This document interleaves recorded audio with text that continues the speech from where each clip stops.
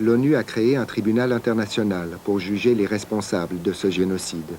Un tribunal très similaire à celui de Nuremberg qui jugea les chefs nazis à la fin de la Deuxième Guerre mondiale.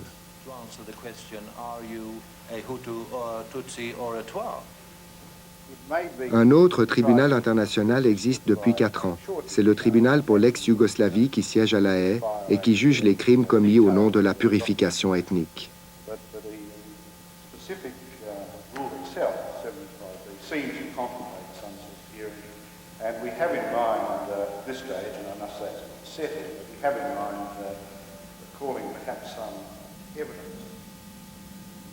En Suisse, plusieurs criminels de guerre présumés sont en prison.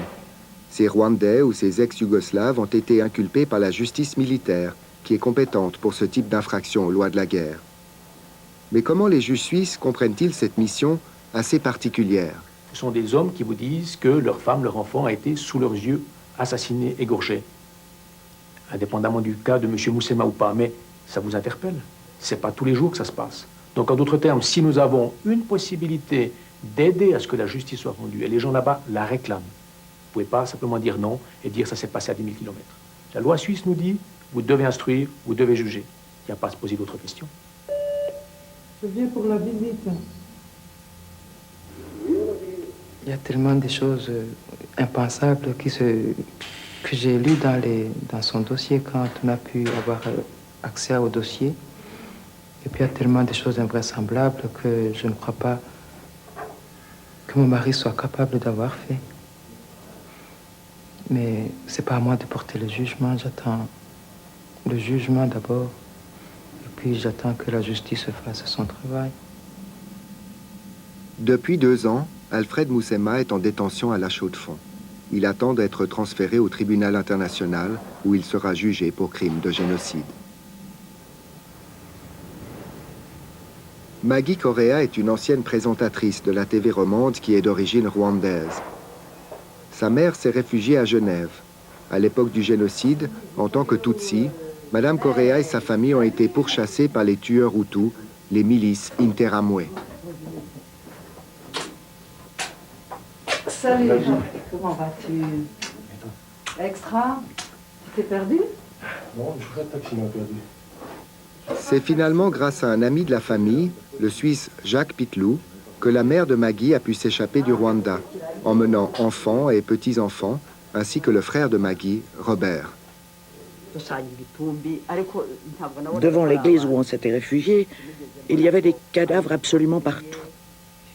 Je n'arrivais tout simplement pas à m'imaginer que tous ces gens étaient morts. En voyant ça, je me suis dit qu'il fallait qu'on arrive à se sortir de là.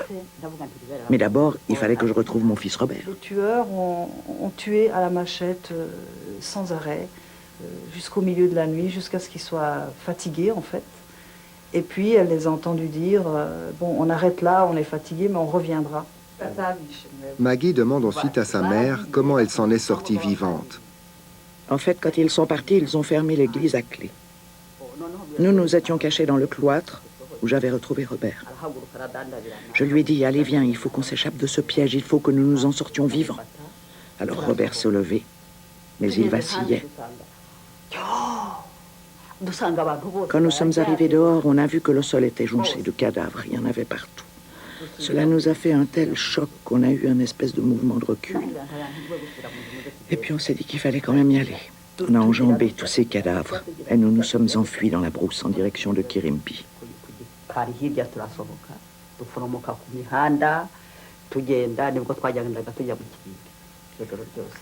Je ne donne pas d'ethnie aux morts, je donne aux morts leur dignité, leur valeur humaine. Et je crois que c'est le plus important pour tous les Rwandais qu'on rende aux morts leur dignité, leur respect et qu'on fasse une justice pour tous les Rwandais qui ont perdu les leurs ou bien qui sont morts. Il y a des gens qui ont voulu remuer les haines et qui ont voulu soulever les gens contre les autres et qui ont manipulé les gens alors que c'était plutôt un problème de pouvoir. Au cours de cette année 94, les tensions ethniques montent inexorablement au Rwanda. À cette époque, le pays est dirigé par les Hutus, des Hutus parmi lesquels se regroupent de dangereux extrémistes qui prônent l'élimination des membres de l'ethnie Tutsi. L'attentat contre l'avion du président va déclencher le signal de la chasse à l'homme. Le 6 avril 1994 débute le génocide contre les Tutsis. Les extrémistes qui prônent la solution finale vont massacrer méthodiquement les Tutsis, essentiellement à la machette.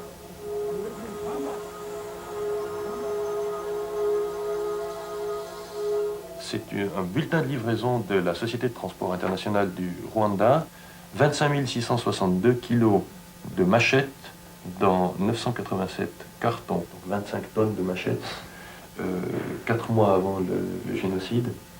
Et donc ce document a été transmis au tribunal international et il compte utiliser, il y en a eu d'autres, il y avait des témoignages. Mais malheureusement, ça n'a pas force de preuve, ça.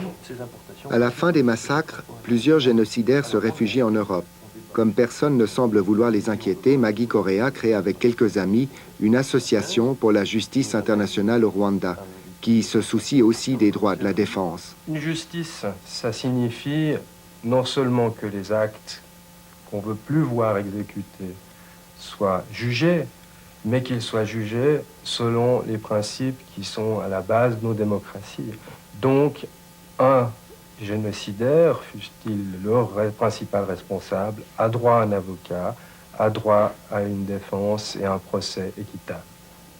Lorsqu'Agir découvre qu'Alfred Moussema est en Suisse, elle le dénonce à la justice et il est arrêté. Ce qui m'a fait le plus mal, c'est que si,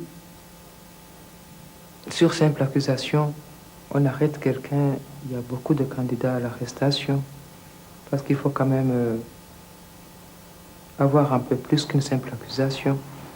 Sinon, n'importe qui peut accuser n'importe quoi et tout le monde peut être arrêté dans ce système.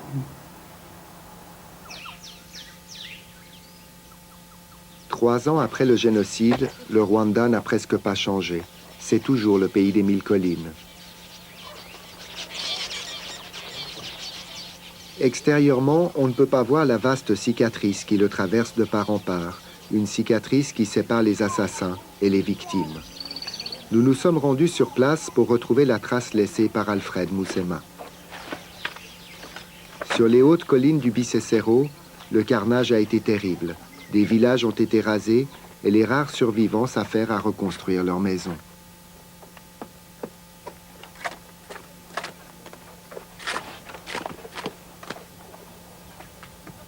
Ces gens que vous voyez ici, ce sont les rescapés de Bisesero. Pour ces rescapés, l'évocation du génocide et de ces centaines de milliers de morts est récitée presque comme une litanie. Ici, dans ce village, c'était plein de cadavres. Il y avait des morts partout. Nous avons beaucoup travaillé pour récupérer les corps. Nous les avons entassés et nous leur avons donné une sépulture digne. Oui, et là-bas, sous l'arbre, il y avait une fosse commune. Les survivants nous racontent les barrages dressés par les tueurs Hutus pour massacrer les Tutsis, le va-et-vient des assassins, les sinistres milices Interamwe transportées à travers les collines pour exterminer les Tutsis. Moussema utilisait les véhicules de l'usine AT pour aller chercher les milices Interamwe à Gikongoro, à Kibuye ou à Siangougou. Il les ramenait ici, à Bisesero, juste là au-dessus, où les miliciens nous tuaient. Moussema passait tous les jours par cette route. Et il s'arrêtait pour nous demander comment nous allions. Mais en fait, il voulait juste savoir combien il restait de survivants. Moussema nous trompait. Et il nous disait de ne pas avoir peur des milices. Mais tout ce qu'il voulait, c'était que nous restions ensemble, pour que les milices Hutus puissent nous tuer plus facilement. On ne peut pas être jugé parti, c'est mon mari. C'est de mon mari que je parle. Mais comme je vous dis, c'est à la justice de faire son travail. Et aux gens qui l'accusent de prouver ce qu'ils disent. Et à mon mari qui est accusé de prouver que c'est pas vrai. Un peu plus haut dans les collines, c'est Gisovu où vivait Alfred Moussema. À Gisovu, toute la commune vit au rythme des plantations de thé. Moussema était le directeur de l'usine à thé qui domine une immense exploitation qui était la fierté du Rwanda. Tous ces paysages rappellent des souvenirs à Madame Moussema qui s'est réfugiée en Suisse. Vous avez le mal du pays quand vous regardez ces photos? Oui, ça fait toujours quelque chose quand on voit son pays qu'on a quitté dans des circonstances dans lesquelles on l'a quitté. Et vous-même, pendant tous ces événements? Après la mort du président du Rwanda, il y a eu des massacres pratiquement sur toute l'étendue du pays. Et puis la seule chose que nous avons fait, c'était de fuir et de nous cacher. On était à Kigali et puis on est descendu sur Butare parce que on nous avait dit qu'à Butare c'était encore calme. Quelques jours après le déclenchement du génocide, Alfred Moussema réapparaît à Gisovu. Fidèle serviteur du régime, il est à son poste pour diriger l'usine. Quel a été son emploi du temps? Qu'a-t-il fait pendant ces semaines où la région était livrée à la folie des tueurs? À l'usine, un nouvel ingénieur nous fait visiter les lieux. Ici, c'est le bureau de M. Ouimana Moussema Alfred, ex-directeur de l'usine de thé à Gisovu. Ici, le secrétariat. Ici, la comptabilité. 3 ans après, à l'aide d'anciens registres, il nous dresse la liste des victimes. Twagirayezu Kahegu, il est déjà mort pendant le génocide, l'ex-comptable. Dori Edouard, il est déjà mort pendant le génocide. Ruhindana Edgar, il est déjà mort pendant le génocide. Moussema Ouimana Alfred, il est en Suisse, il est emprisonné. Ces 2 hommes sont parmi les derniers rescapés Tutsis de Gisovu. Je vivais ici au moment du génocide et je vais vous raconter ce qui s'est passé. Ici, les massacres ont été provoqués par les autorités locales. Ceux qui sont responsables, ce sont Alfred Moussema et Obed Ruzindana, le préfet Kaishema, les bourgmestres de Gisovu et d'autres communes. Moussema nie tout ça. Il dit qu'il n'a pas participé au génocide. Mais non, il ne peut pas nier, il était bien là. C'était un grand responsable ici. Personne n'était au-dessus de lui. Il avait les véhicules et beaucoup d'argent. Et il a même entraîné les ministres dans un endroit discret de l'usine à thé, ça se faisait en cachette. Nous, les Tutsis, nous n'avions pas le droit d'aller là-bas, c'était réservé aux Hutus. Il s'entraînait 2 fois par semaine. Il préparait les tueries dans le plus grand secret. Voilà quelques témoignages que nous avons enregistrés aux abords de l'usine. La justice suisse en a rassemblé des dizaines d'autres. Reste que ces témoignages sont à prendre avec des précautions parce que leur fiabilité, surtout devant un tribunal, doit être absolue. J'ai sur place entendu de très nombreuses personnes. Certaines m'ont été proposées, j'en conviens, et surtout après j'ai essayé de travailler en toute indépendance. En d'autres termes, moi, juge d'instruction suisse, de chercher les témoins que je souhaitais entendre afin d'éviter les témoignages téléguidés. Et surtout d'essayer de trouver des témoins, et c'est la particularité peut-être du Rwanda, qui ont vu quelque chose et pas forcément qui savent quelque chose.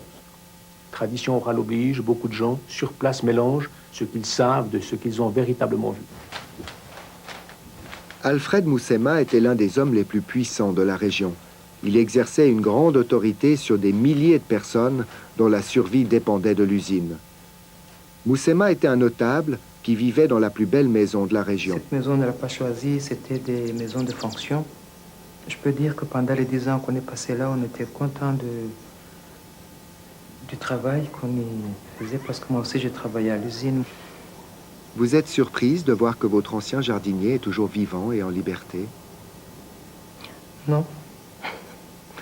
Je crois que être surpris qu'il soit vivant ou en liberté, c'est porter un jugement que je ne peux pas porter sur quelqu'un. Je ne sais pas comment il s'est comporté pendant la guerre. ne crois pas que ce soit quelqu'un qui ait pu être impliqué dans ce qui s'est passé. Et vous-même, pendant tous ces événements? J'ai été interrogé par le juge d'instruction. Il m'a rassuré qu'il n'y aurait pas de poursuite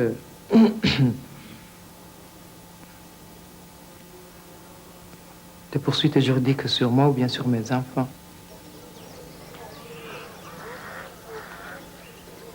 Gisovu se trouve tout près du lac Kivu. C'est une des régions où les massacres ont été les plus systématiques. Les meurtres y ont été si atroces que le tribunal international a lancé ses premières enquêtes ici. 5 personnes, toutes désignées comme les principaux responsables des crimes commis dans cette préfecture, ont déjà été mis en accusation par la justice internationale.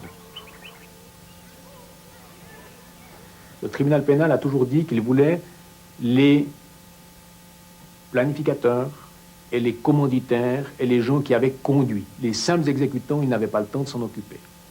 En d'autres termes, j'en déduis que M. Moussema s'est intéressé parce qu'il était à un certain niveau hiérarchique dans ce qui s'est passé là-bas. Nous n'avons pas obtenu l'autorisation de rencontrer Alfred Moussema, mais dans sa cellule de la prison de La Chaux-de-Fonds, il attend son transfert au tribunal international pour le Rwanda, où il sera jugé pour génocide. J'ai accepté de défendre Alfred Moussema lorsqu'il s'est adressé à moi au début de l'année 96 et lorsqu'il m'a dit qu'après une année de détention, il n'avait pas eu encore accès au dossier de la cause. Plus grave est l'accusation qui est portée contre un être humain, plus strict doit être le respect des droits de la défense. Cet homme va répondre devant le tribunal pénal international, si le transfert est accepté, effectivement de crimes de génocide, de crimes contre l'humanité. Il a besoin d'une défense qui soit effective. Il a besoin de pouvoir faire entendre sa voix. Et j'irai même plus loin, nous en avons tous besoin. Le tribunal en a besoin. Un crime de génocide, ça n'est jamais la responsabilité d'un seul homme. Un crime de génocide, c'est une responsabilité collective. Arusha, en Tanzanie, à quelques centaines de kilomètres du Rwanda, c'est ici que les principaux génocidaires sont jugés par le tribunal international. Ce tribunal exceptionnel a été voulu par le Conseil de sécurité de l'ONU. Les Nations unies ont voté d'importants budgets pour permettre au tribunal de rendre une justice exceptionnelle. Une justice qui a valeur d'exemple et dont on espère qu'elle pourrait avoir un caractère dissuasif. On est entré dans un cycle infernal, massacre, impunité, vengeance, massacre, impunité. L'objectif du Conseil de sécurité en créant ce tribunal pour le Rwanda a été, 1, de mettre fin définitivement à l'impunité, et 2, par voie de conséquence, de voir que c'était là la meilleure voie pour arriver à une réconciliation nationale et pourquoi pas au retour de la paix.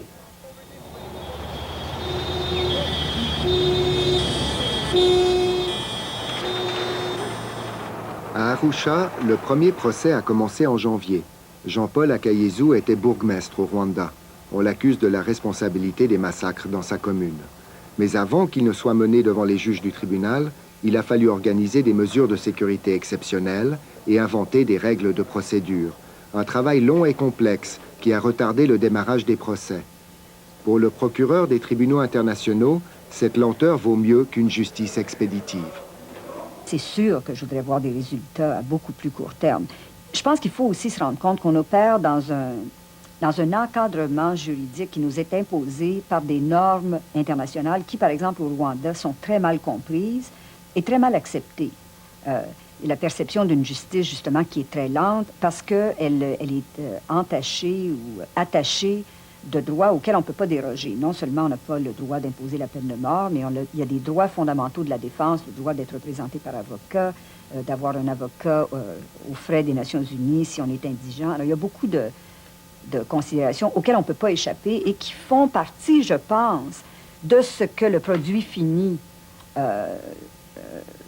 produira, c'est-à-dire d'une justice qu'on ne pourra pas par la suite réattaquer.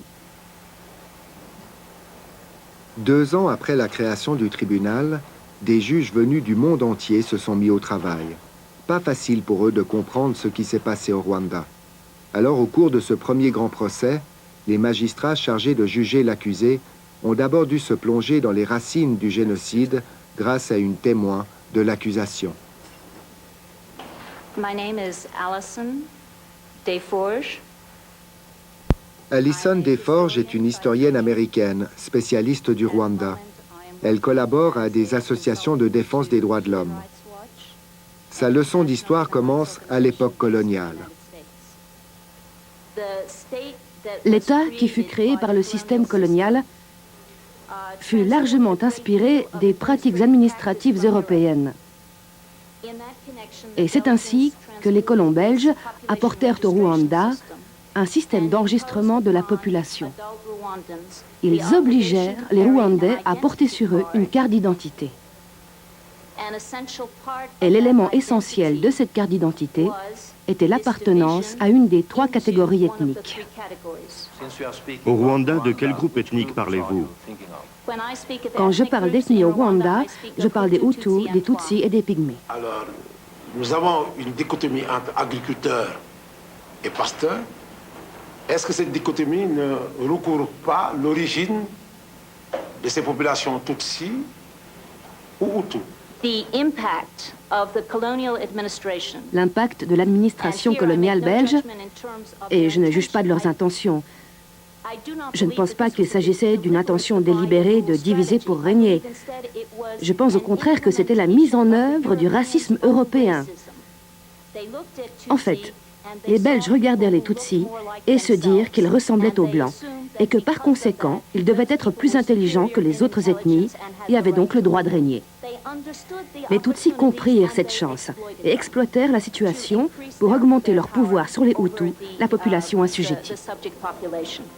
Au début des années 60, la majorité Hutu va se révolter contre les privilèges accordés aux Tutsis. Cette conquête légitime du pouvoir par les Hutus va se faire au prix de massacres contre les Tutsis. Pour chasser, une partie d'entre eux se réfugie dans les pays voisins, d'où ils seront empêchés de rentrer au Rwanda par le nouveau régime Hutu. En Ouganda, les Tutsis créent un mouvement de libération, le Front patriotique rwandais. En 1990, le Front attaque le nord du Rwanda. La riposte de l'armée rwandaise stoppe l'offensive des Tutsis. C'est alors que germe l'idée de la solution finale dans la tête des Hutus les plus extrémistes. Pour eux, la solution au problème des Tutsis sera le génocide des Tutsis restés au Rwanda. Ceux qui ont lancé le génocide l'ont fait comme moyen de gagner la guerre. Restait à préparer concrètement le génocide, une entreprise diabolique qui a nécessité une préparation méticuleuse. Il y a eu la question des armes, de l'achat et distribution des machettes et des fusils. Il y a eu la formation, le recrutement et formation des miliciens. Et en plus, il y a eu une propagande extraordinaire qui incitait les gens à tuer les Tutsis. It was something planned meticulously and carried out. À Arusha, la planification du génocide est au cœur des débats parce que ce sont les planificateurs qui y sont jugés. Mais dans ces procès, on écrit aussi l'histoire du génocide. Si on obtient des condamnations, ce que je suis convaincu qu'on va faire, on aura des condamnations qui seront inattaquables, qui feront échec à tous les mouvements révisionnistes qu'on connaît très bien quand il y a des crimes qui sont perçus comme étant de caractère politique, comme on les voit par exemple après la Deuxième Guerre mondiale, quand encore aujourd'hui, on voit ces grands mouvements révisionnistes qui essayent de nous faire croire que l'Holocauste n'a pas eu lieu ou qu'il n'y a pas eu l'ampleur qu'on lui a donnée. Je pense que la contribution qu'on fait au niveau du génocide au Rwanda, c'est vraiment de jeter les fondements à partir desquels ces genres de mouvements révisionnistes ne pourront jamais prendre racine. Kigali, capitale du Rwanda. 3 ans après le génocide, les extrémistes Hutus et les planificateurs des massacres ont tous fui à l'étranger. Ils ont perdu la guerre contre le Front patriotique rwandais, qui est le nouveau maître du pays. Le tribunal international a installé le bureau des enquêteurs à Kigali. C'est ici que sont cachés les secrets les mieux gardés du tribunal, parce que c'est d'ici que partent les investigations, la recherche de témoins, un travail d'inspecteur de police pour préparer les actes d'accusation contre les principaux organisateurs du génocide. Quelques dizaines d'enquêteurs provenant du monde entier travaillent ici. Parmi eux se trouvent deux Suisses, Annegret Katzenstein et Cédric Misel. Ils sont la contribution de Berne à la justice internationale. Malgré toute leur bonne volonté, après 6 mois de mission, ils peinent encore à expliquer ce qui s'est passé au cours du génocide. Et puis là, on descendra jusqu'à Gishita. Et si on a le temps et que les conditions sont bonnes, on poursuivra jusqu'à Gishita, Mugonero et Gisofu. Je crois que ce serait un bien grand mot que de vouloir prétendre avoir compris ce qui s'est passé ici au moment du génocide. J'ai bien quelques idées là-dessus, mais je pense que c'est irréaliste de vouloir comprendre tout cela, surtout d'un point de vue rationnel. Chez nous, pour un simple accident de circulation, il nous faut souvent plusieurs mois, parfois même une année, pour le résoudre avec de simples dégâts de tôle. Alors, on ne saurait exiger que le tribunal international qui a affaire à un génocide le liquide en 2 ans. Qu'est-ce que vous faisiez en Suisse avant de venir travailler ici au Rwanda pour le tribunal international? J'étais juriste dans une administration cantonale et je traitais à ce propos des permis de conduire, de leur délivrance, de leur retrait. Et sur le plan militaire, je suis juge au tribunal d'appel. Beaucoup d'enquêteurs du tribunal n'avaient jamais mis les pieds en Afrique. Ils sont souvent peu préparés à ce type d'enquête, alors l'apprentissage est long et les résultats parfois hasardeux. Pour des raisons culturelles, les témoins ont du mal dans leurs approximations. Lorsqu'on demande combien de personnes se tenaient dans cette pièce de 12 mètres carrés, il n'est pas rare qu'ils nous disent « Oh, mais 100, 200, 300 » ou lorsqu'on leur demande « Mais à combien de mètres de vous se trouvait la personne qui vous tirait dessus ?» Il n'est pas rare de se voir répondre « Oh, 200-300 mètres ». Et lorsqu'on demande « Oui, mais entre nous, il y a combien de mètres ?» dire « Oh, une dizaine ». Alors il faut se méfier des approximations qui sont souvent fortement erronées, sans qu'il y ait dessein de vouloir travestir la réalité, évidemment. Il ne faut pas baisser les bras, il faut toujours continuer, et c'est la raison pour laquelle, quelquefois, il faut 1 jour, 2 jours, même 3 jours, pour avoir des témoignages, disons, satisfaisants de notre part. Le procureur malgache Rakoto Manana défend ardemment l'africanité du tribunal, chargé de juger des crimes commis dans un pays africain. Les méthodes d'approche sont beaucoup plus faciles s'il s'agit d'enquêteurs africains que d'enquêteurs non africains. Actuellement, il n'y a encore qu'1 tiers de l'effectif qui est africain. Les 2 tiers sont composés par des non-africains. Le procureur a été forcé de démissionner par l'ONU qui l'a rendu responsable des lenteurs du tribunal. Mais en renvoyant cet Africain, l'ONU a peut-être aussi voulu sanctionner un homme désireux de rendre une justice un peu trop indépendante de la volonté des grandes puissances occidentales. Je pense que c'est toujours très important de se demander jusqu'où nous pouvons projeter nos valeurs occidentales, ici, sur un autre continent, ainsi que nos règles de droit. Mais d'un autre côté, je pense qu'il y a aussi des valeurs universelles, comme les droits de l'homme, le droit à la vie, qui doivent être protégés partout. C'est aussi un devoir de l'Occident de faire progresser ces valeurs sur d'autres continents. Il faut comprendre cela comme une contribution des pays occidentaux à l'amélioration des droits de l'homme dans les pays africains.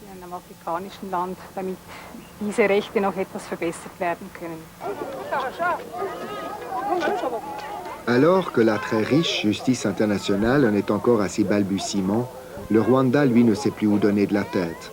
Les Hutus, qui s'étaient enfuis par centaines de milliers après les massacres, sont rentrés massivement au pays. Parmi eux se trouvent de nombreux génocidaires, même s'ils n'ont souvent été que de simples exécutants. Derrière la souffrance de ces regards se cachent d'horribles secrets. Les dénonciations se multiplient. Certains se font arrêter, alors que d'autres se livrent spontanément, comme celui-ci. Il a préféré la prison plutôt que de risquer d'être victime d'un acte de vengeance commis par des survivants. Ce matin, il est interrogé pour la première fois par l'unique inspecteur judiciaire de toute la préfecture de Kibuye. Que faisais-tu comme travail? J'étais cultivateur. À la fin du génocide, où es-tu allé? Je suis parti au Zaïre. Qu'est-ce que tu as fait pendant le génocide? Moi, j'ai tué 3 personnes. J'étais avec un groupe de miliciens.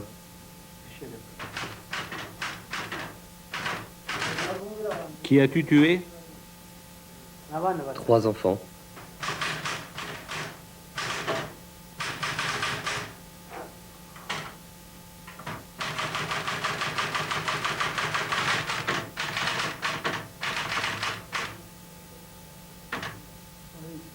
Tu les as tués comment? Je les ai découpés.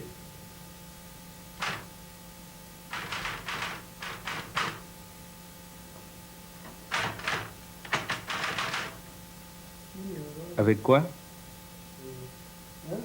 Avec une machette. On m'avait donné l'ordre de le faire. Quoi? On m'avait donné l'ordre de le faire. Mais pourquoi? Tu n'es pas un animal. Tu avais un problème avec ces enfants?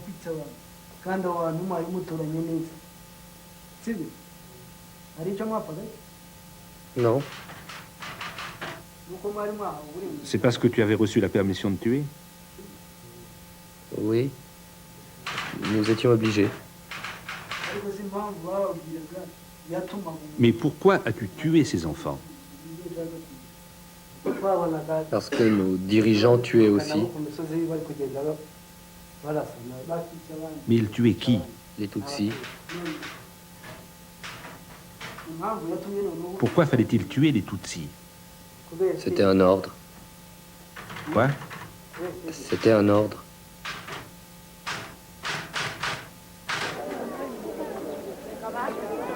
Samedi matin devant la prison de Kibuye.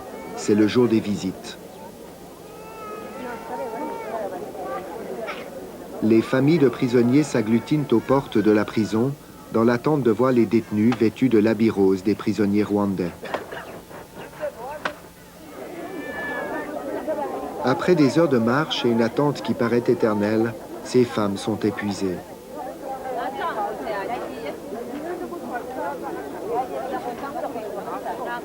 Elles seules savent ce que leur mari, leur frère ou leur fils a fait pendant le génocide. Aux portes de la prison, elles sont soumises à l'humiliation des regards des villageois qui les assimilent aux crimes commis par les détenus. Des détenus dont la plupart sont incarcérés depuis plus de 2 ans.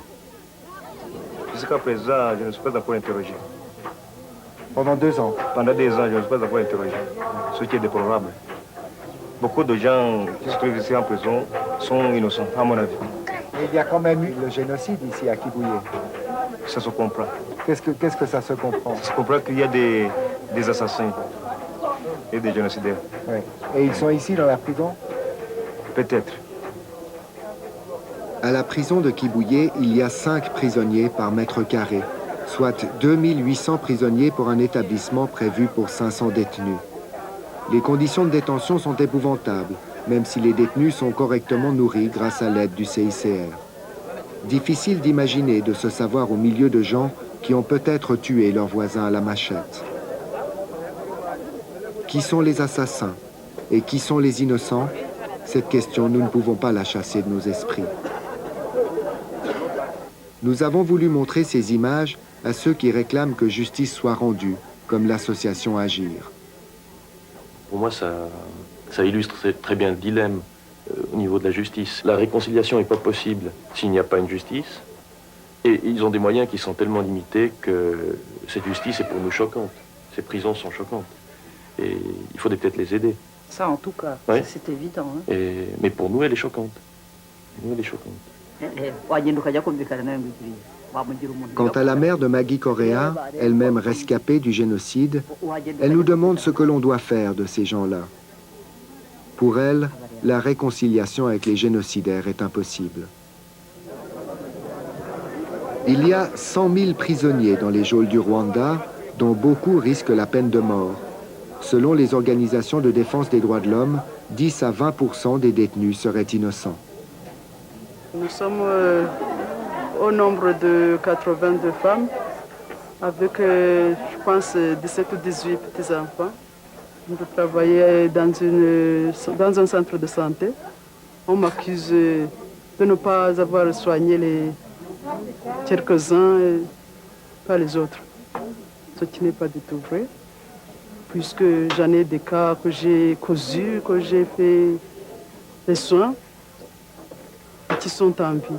Ce qui est sûr, c'est qu'il y a des innocents et des coupables. Et qu'est-ce qu'il faut faire avec les coupables? Je sais pas. En tout cas, il faut que la justice soit faite. Comment savoir puisque personne ne veut rien dire? Tout le monde se tait. Et comment on a su qu'ils ont tiré pour les emprisonner?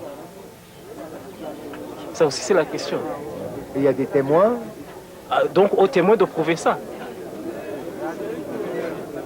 L'horreur des crimes commis par certains ne justifie pas qu'ils soient détenus dans des conditions pareilles. Eux, les petits tueurs, les exécutants du génocide, livrés à une justice sommaire, alors que les planificateurs bénéficient d'une justice aux normes occidentales, au tribunal international d'Arusha. Pour les gens qui vont comparaître à Arusha, ils auront droit à un avocat, et puis il n'y aura pas de peine de mort. Et ici, ce n'est pas le cas. Ce sont les simples citoyens, et ils auront affaire à une peine de mort. Ça, c'est une grande différence. Oui.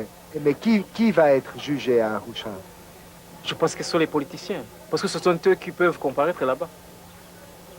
Et pourquoi c'est eux qui comparaissent à Arusha? Ça, je ne sais pas.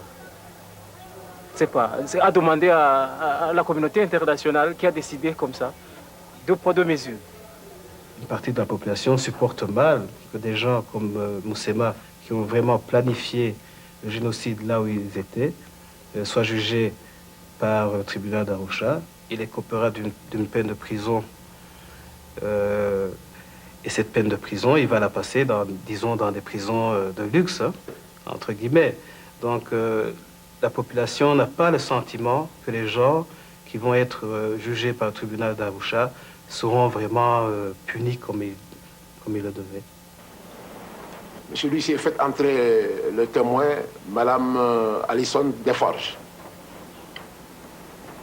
C'est un témoin qui n'est pas protégé, donc la presse pourra filmer et prendre des enregistrements. Le tribunal d'Arusha est issu d'un compromis politique entre les membres de la communauté internationale. Ce qu'Alison Desforges est aussi venu dire au tribunal, c'est que l'ONU, comme plusieurs gouvernements occidentaux, porte une lourde responsabilité dans le drame rwandais. C'est certain que la France ou bien des commerçants français ont livré des armes au cours du génocide. Quand c'était clair ce qui était en train de se développer, en plus, c'est clair que des représentants de ce gouvernement génocidaire ont été reçus à Paris par les plus hautes autorités au beau milieu du génocide. À l'époque, la France est clairement du côté du gouvernement hutu génocidaire, comme en témoigne un reportage de TF1 au moment de l'opération turquoise au Rwanda. Une présence armée imposante, mais ô combien attendue.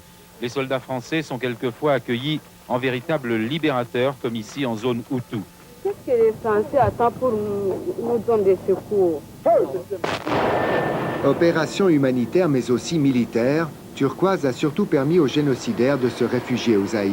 Est-ce que la création de ce tribunal international pour le Rwanda, c'est une façon que la communauté internationale a de se rattraper moralement de n'avoir rien fait? On pourrait bien comprendre cet établissement comme ça. Certaines personnes, aux États-Unis, peut-être aussi en Europe, se sentaient très coupables, je crois, de leur manque de courage au moment du génocide. Il y a par exemple l'ONU, qui disposait d'une force de paix au Rwanda et qui n'a pas bougé ni avant ni pendant le génocide. On a créé des tribunaux là où on n'a pas voulu intervenir de manière directe. Et militaire. Et militaire. En Irak, par exemple, où on est intervenu militairement, on n'a pas créé du tribunal. On a créé les tribunaux là où il n'y a pas eu une réaction effective. de la part de la communauté internationale, entre guillemets. Le premier des juges à entrer dans cette salle de tribunal est Georges Abissab. Éminent juriste, il a participé à la mise sur pied de la justice internationale dans le cadre du tribunal international pour l'ex-Yougoslavie, qui siège en Hollande, à La Haye.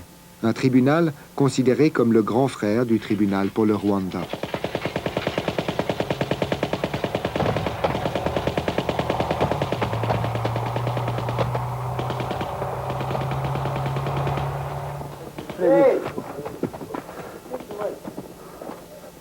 Face aux atrocités commises aux portes de l'Europe, quel responsable, quel planificateur la communauté internationale veut-elle juger? Nous sommes un tribunal chargé d'enquêter sur des infractions graves aux droits humanitaires. Et la gravité, elle est tout à fait relative. On peut avoir des dirigeants politiques, des commandants au point de vue militaire et des gardiens de camp, c'est-à-dire des gens qui, à leur niveau, qui est un petit niveau, qui ont prêté la main au nettoyage ethnique décidé par les plus hauts niveaux. For the record, would you state your full name? Moje puno ime i prezime Duško Tadić. Duško Tadić est le premier accusé à avoir comparu devant le tribunal de La Haye. Tadić est ce qu'on appelle un deuxième couteau, un exécutant zélé de la purification ethnique. Il est accusé d'avoir sévi dans le camp de prisonniers d'Omarska en République serbe de Bosnie, un de ces camps qui a choqué le monde entier parce qu'il rappelait un peu trop les camps de concentration nazis. Omarska, Auschwitz, la ressemblance était trop forte pour que la communauté internationale ne se sente pas obligée de reproduire des grands procès comme celui de Nuremberg, qui jugea les grands chefs nazis. Mais à La Haye, avec Tadić, on ne juge pas un planificateur de la purification ethnique. Si, aujourd'hui, je vous dis qu'on décide de ne pas enquêter sur tel meurtrier qui a tué 14 personnes, vous allez estimer que c'est un criminel extrêmement averti et qu'il faut absolument le punir. Et aujourd'hui, au sein du tribunal pénal international, nous sommes obligés de faire des choix. Et on va peut-être laisser tomber ce criminel. Le tribunal veut donc se concentrer sur les gros poissons. Mais alors, comment expliquer que le redoutable Arkan, le chef de la milice serbe des Tigres, échappe encore à toute inculpation devant le tribunal? Tout ce que je peux vous dire, c'est que toute personne qui a été responsable de la planification et de la mise en œuvre des crimes qui ont été commis est l'objet d'une enquête. Et dès qu'il y aura suffisamment de preuves pour inculper ces gens-là, eh bien, nous prononcerons les actes d'accusation. Nous ne torturons pas les prisonniers croates. Nous les tuons tout de suite, d'un coup. Si cette déclaration d'Arkan à la TV italienne au début du conflit n'est pas une preuve suffisante pour la justice internationale, il y a de quoi se poser des questions. À La Haye, après 4 ans d'existence, seuls 74 actes d'accusation ont été dressés par le tribunal. Un tribunal qui dispose d'archives sonores et visuelles incomparables lorsqu'il s'agit de raconter le siège de Sarajevo, de permettre de montrer la présence de Radovan Karadzic, le chef des Serbes de Bosnie, donnant une leçon sur la meilleure manière de terroriser les populations civiles. Radovan Karadzic a été inculpé en juillet 1995 par le tribunal de La Haye. La justice internationale voulait montrer sa force et sa détermination. La question n'est pas est-ce que quelqu'un comme Mladic et Karadzic aurait eu peur par l'acte d'accusation, parce que ce sont vraiment des gens qui, à mon avis, quand ils prennent la décision politique, ils croient, et ils l'ont dit plusieurs fois, que ce qui compte, c'est de gagner. L'effet dissuasif peut être beaucoup plus fort pour les gens de moindre importance. Les leaders savent que s'ils perdent, ils sont perdus. Karadzic, comme son général Ratko Mladic, ne se laisse pas impressionner par les avis de recherche du tribunal international. Au même moment, Mladic commande la prise de Srebrenica, l'enclave musulmane protégée par l'ONU. Sous les yeux de représentants de la communauté internationale, des milliers de civils vont être exécutés. des civils pourtant réfugiés auprès de l'ONU, l'ONU qui ne fera rien pour empêcher le massacre et qui ne tentera pas de procéder à l'arrestation de Mladic. Nous avons le pouvoir, mais nous n'avons pas de police sur le terrain pour procéder aux arrestations. Encore une différence avec un système suisse ou français où le magistrat ou le procureur peut demander à des policiers d'aller procéder à telle ou telle arrestation. Ici, nous n'avons pas le pouvoir d'arrêter nous-mêmes les gens. C'est sûr que je serais et qu'on serait ici bien plus satisfait si on avait plus d'arrestations et si on avait plus de personnes à juger. C'est évident. Sur 74 inculpés devant le tribunal, 7 seulement sont actuellement en prison. Les autres courent toujours, notamment le général Mladic, qui a toujours nargué les Nations Unies. Et tant qu'on ne l'arrête pas, on ne pourra pas le juger. On est maintenant, je pense, dans une phase critique parce qu'il y a quand même un blocage là, qui dure depuis trop longtemps au niveau des arrestations dans le tribunal pour l'ex-Yougoslavie. Et j'ai l'impression que la communauté internationale, par sa présence en Bosnie, essaie de gérer plusieurs questions à la fois et que la question de l'arrestation des criminels de guerre, c'est jamais le bon temps de faire avancer ce dossier-là. C'est dérangeant. La justice pénale, c'est toujours dérangeant. Alors, ça dérange les élections. Alors, bon, s'il y a des élections, on nous dit, ben, il faut quand même être un peu patient parce que, quand même, on ne veut pas... il faut quand même laisser le processus démocratique prendre son cours. Et quand ce n'est pas les élections, il y a d'autres choses. Il y a toujours... C'est jamais le bon moment, comme je vous dis. La justice pénale, c'est un investissement à long terme. On ne peut pas parler tout le temps de la mondialisation, de la globalisation, des droits de l'homme, etc., etc. Et quand on leur demande de faire ce que ces idées demandent, pratiquement, et dans des cas qui choquent la conscience humaine, ils se recusent. Avec les accords de Dayton, fin 95, les Américains ont instauré une paix fragile en ex-Yougoslavie. Depuis, la communauté internationale préfère jouer la carte de la paix plutôt que d'arrêter les responsables pour les juger à La Haye. À mon avis, la paix actuelle, ce n'est pas une vraie paix. C'est une absence de conflit. Et la vraie paix, ce sera la paix qui pourra durer, qui sera établie à longue haleine, où les partis à l'ancien conflit auront assouvi leur désir de vengeance. Et c'est de ce côté-là qu'il faut essayer de faire passer cette idée plutôt abstraite que bien qu'elle soit un peu dérangeante à court terme, la justice pénale est une garantie de la paix à long terme. Mais c'est un certain niveau d'abstraction et les politiciens, on les connaît bien, le court terme les intéresse toujours beaucoup plus que le long terme. Et nous, on est du long terme. C'est pour ça qu'on n'a pas beaucoup de succès à court terme. Et moi, je suis là pour le long terme. Le long terme, ce serait la création d'un tribunal permanent qui jugerait en tout temps les crimes de guerre. Cela fait 50 ans que l'ONU en parle, mais il manque encore la volonté politique de créer un tribunal qui embêterait beaucoup trop de monde. Un tribunal permanent serait pourtant nécessaire s'il parvenait à jouer un rôle dissuasif. Alfred Mouzema vient de demander sa mise en liberté provisoire en attendant de savoir s'il sera oui ou non extradé pour être jugé par le tribunal pénal international à Arusha, en Tanzanie.